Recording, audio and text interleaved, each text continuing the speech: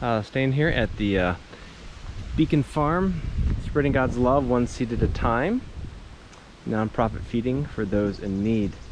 So I kind of explained what they do last night. I had a great conversation with Kevin, and so I'm just on my way out, on my way to Springfield-ish, which is theoretically a 3-hour ride away. It's always longer with a motorcycle. Before I go, I just want to kind of give you a sense of where I'm at. And yes, there are goats behind me, so I wanted to see if we could say hi to the Billy goats. I don't know if his name is Billy. I don't know if he's offended by that. There he is. Hey, buddy. Hey, buddy. Hey. So I'll be heading off, getting on the road here. It did rain a little bit this morning. Things need to dry out a little bit, so that's what I'm part of the project this morning is to dry things out.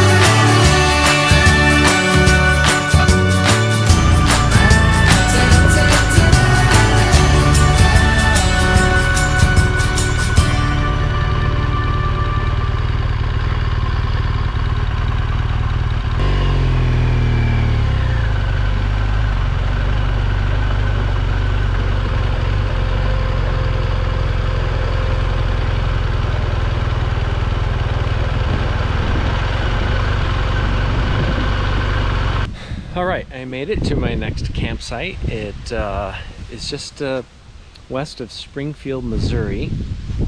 And let's see, I was on the road for probably 4-5 hours. I don't know, I always forget to look to see when I left. Yeah, I had a nice lunch in a little town called Urick, Missouri, and enjoyed a hamburger and some fries there. And so I did take my time. I took kind of the scenic routes for sure. I'm not sure it was totally scenic, but they were a little off the beaten path. It wasn't the fastest route for sure, but it was a nice ride today, and the wind was kind of pushing me around. So if you see the jerking of the camera, it's in my head. That's because of the wind. But I'm at this place called Dream Meadows, and it's kind of nice. I don't know if there's more than one campsite. It looks like there's might just be one, because there's only one picnic table and like one little site, but apparently this is the Dream Meadows. I have stumbled upon it, but pretty cool. They got a fire pit here, which I don't use because I don't like smelling like smoke for the rest of the trip. And then it's always nice to have a picnic table as well. And then I don't have to take my panniers off to use them as tables. I got my own table, which is fantastic. So So far so good. Liking this place. Also, he's got water. He's over there for me, so this is pretty much perfect. All right, I'm just gonna walk around a little bit here. I just was talking to one of the owners and Terry's wife. I didn't catch her name. She was just telling me about the place, and I think what I appreciate most about doing this hip camp thing is you meet people, and because they're just kind of welcoming you to their home, and for whatever reason we've kind of gotten out of that, and so it is just feels kind of old-fashioned, and just feel like a chance to connect with somebody on a human level. And you know, when somebody welcomes into your home, it's very different. This hip camp thing is this app to like Airbnb to you know, find places to stay for camping.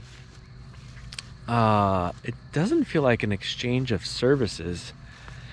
I think every time I've done this, it feels like just somebody welcoming you into their home, and I think there's something good and healthy about that. And you know, you don't have to get into politics. You know, you just like somebody's welcoming you into their home, and when they welcome you into their home, they're also welcoming you into kind of who they are. And these folks sounds like they've been living here for a while, and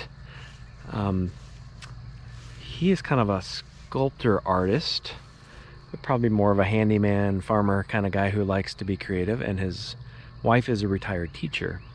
And of course I always wish I could just turn on the GoPro when I'm talking to them, but that'd be weird. But here is some of the art.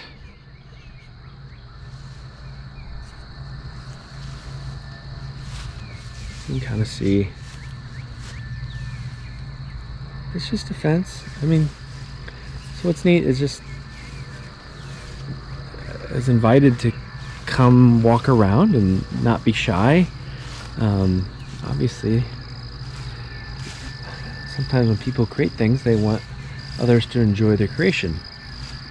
Kind of like what God would want for us as well. That is cool.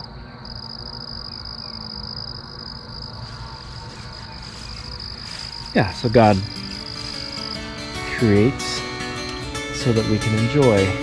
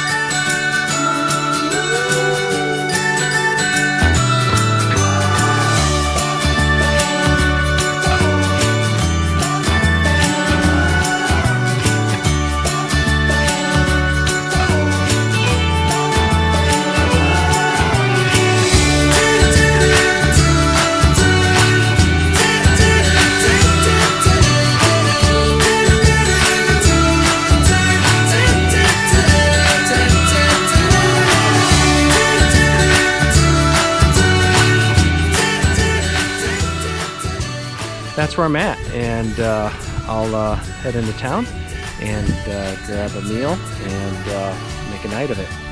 See you tomorrow.